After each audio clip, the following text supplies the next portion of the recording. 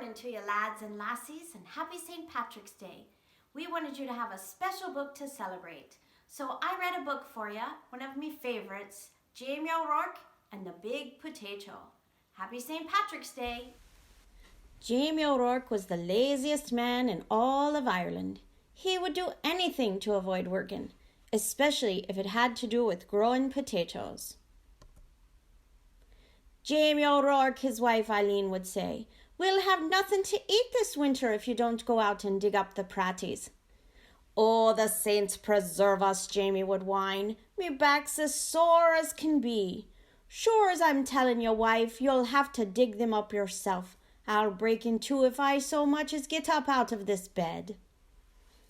So Eileen, who had done all the planting and watering and weeding anyhow, would go out to the tiny garden and dig up the smallest potatoes in Ireland, all because Jamie was too lazy to dig a larger garden and had no money to buy good potato seed. Then poor Eileen wrenched her back and was laid up in bed. Saint Bridget and the Virgin Mary herself must have smiled on Eileen O'Rourke. The village women said, "Why, it's the first rest she's had since she married Jamie O'Rourke." With Eileen in bed, Jamie began to worry. No Eileen to dig meant no praties all winter, and no praties meant no food. "Oh, poor me," wailed Jamie. "I'll starve to death. I'd best go to church and confess to Father O'Malley. There's no telling how soon old Death will be knocking on me door." So, even though it was midnight, Jamie set out for the church. He was about halfway down the hill when he heard singing and a tap-tap-tapping sound. "Sure and I wouldn't be knowing," Jamie whispered, "but I swear it's a leprechaun." And sure enough, sitting in a circle of ferns in the moonlight, was a leprechaun singing and hammering tiny nails into the heels of the fairy boots he was making. Jamie knew just what to do. He crept up and grabbed the little man by his coattails and held firm. "Let me go, let me go," the leprechaun shouted.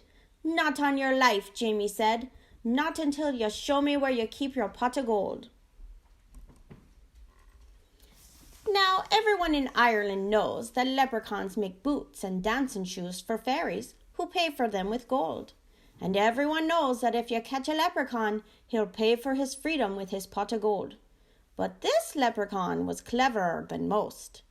"Oh, please, Mr. Mortal Man," he pleaded. "I'm just starting out making fairy shoes, and I only have 1 or 2 pieces of gold in me pot. Won't you take a wish instead?"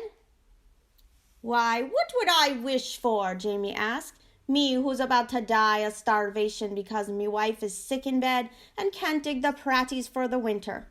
And they're such puny praties anyhow." "Well," said the leprechaun, reaching into his pocket, "you could wish for the biggest pratie in the world. It would last all winter, and you wouldn't have to do any more than plant this seed, water it, and wait." That sounded wonderful to Jamie.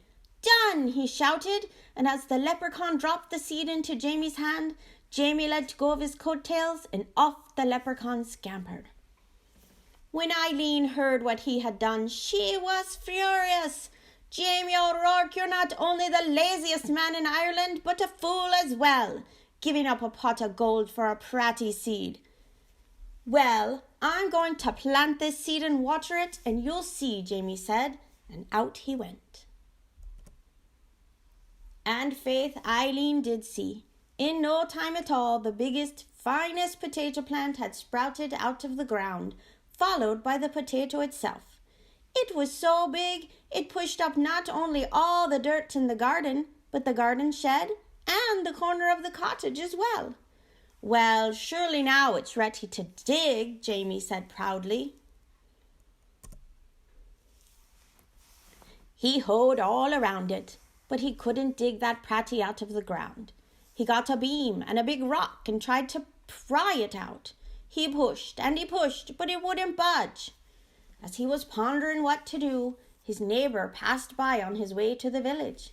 He couldn't believe his eyes. He couldn't wait to tell everyone in the village what he had seen, And before you knew it, the hill up to Jamie's was filled with villagers coming to see the big potato.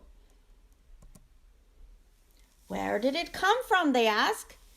Jamie told them about the lucky night he had caught the leprechaun and how smart he had been. Why, anyone could have gotten a pot of gold, he bragged, but the biggest pratie in the world, well, that took some doing. However did you outsmart the leprechaun? They all asked at once. Jamie hesitated and scratched his head. We'll help you dig up the pratie, Jamie, if you'll tell us how you did it. And they grabbed shovels and hoes and started to dig.